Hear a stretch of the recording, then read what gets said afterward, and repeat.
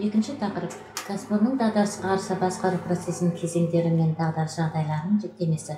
Тақырыптың мақсаты кәсіпорындардың дағдарысқа қарсы басқару процесінің кезеңдерін зерттеу, дағдарыс процесі мен оның сатыларын қарастыру және дағдарыстық жағдайының жіктемесін келтіру.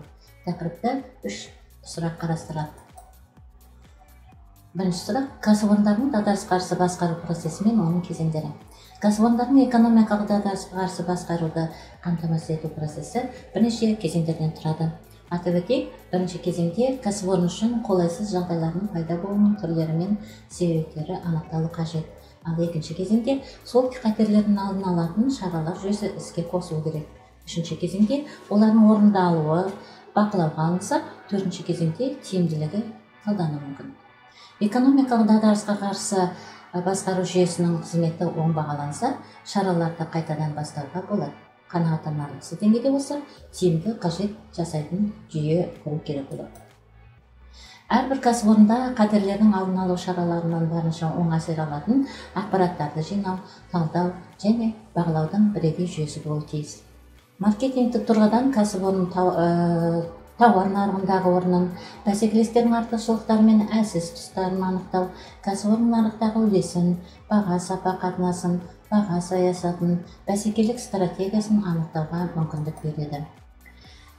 Келесі екінші сұрақ дағдарыс процесі мен оның сатылары. Дағдарыс процесі байланыстар мен қатынастардың құрылымынан бұзатын немесе оның қайтадан қалыптастыратын жалпы дамуын білдіреді. Дағдарыс процесінің сатыларын дағдарыстан өту потенциалын, мүмкіндігі және оны ертерек анықтау тұрғысынан сипаттайды. Бұл суретте крестик бойынша дағдарыс процесінің сатыларын келесідей түрде сипаттауға болады. Бірінші саты потенциалды, яғни мүмкіндігі болатын дағдарыс. Мұндай дағдарыс тізбекті процесс секілді өзін мүмкінді, потенциалды фазада тауып, ол кәсіпорынның нақты дағдарысы ретінде айқындалмайды. Дағдарыстың айқын сипаттарының жоқтығынан кәсіпорын мұндай жағдайда квази қалыпты, яғни жуықша сипатталады. Әдетте кәсіпорын басталғаннан оның уақытын сипаттайды. Екінші сатысында латентті, яғни көрінбейтін дағдарыс. Дағдарыстық бұл сатысы енді басталып келе жатқан дағдарыстың асқыну бойынша ықтималдықтың үлкен шамасымен сипатталады. Мұндай дағдарыс сатысында кәсіпорын оны стандартты инструменттер көмегімен ықпал етуі, қолдану арқылы дағдарыстың осы сатысына белсенді әсер ету, яғни алдын ала айқындау шараларын жүзеге асыру көмегімен болады. Үшінші сатысы бұл өткір өтуге болатын дағдарыс. Бұл сатыда кәсіпорын дағдарыстың негативті әсер етулерін сезе бастайды. Сонымен бірге бұл сатыда кәсіпорынға бағытталған деструктивті ықпал етудің интенсивтілігі күшейеді.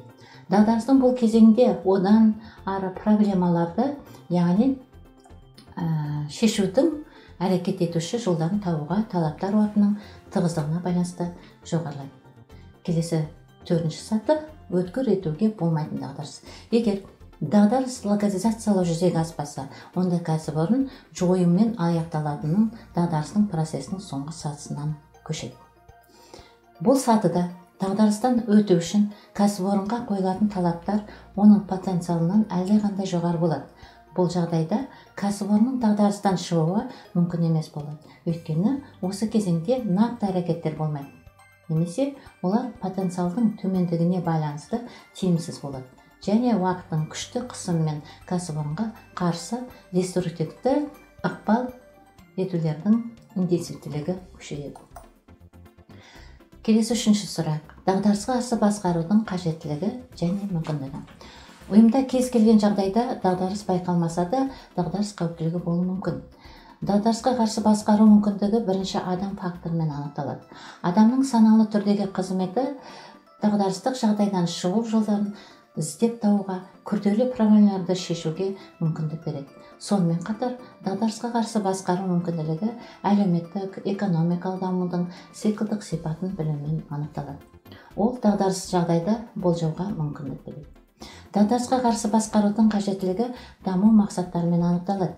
Мысалы, адам өміріне, денсаулығына зиян келтіретін экологияда дағдарыстық жағдай туындаса, онда дағдарысқа қарсы басқарудың жаңа құралдарын іздеп табуға мәжбүр етеді.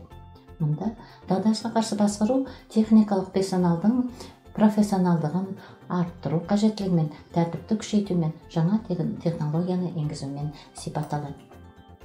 Тақырыпта өзіндік бақылау сұрақтары және тақырып бойынша әдебиеттер тізімі қарастырылады. Назарларыңызға рахмет.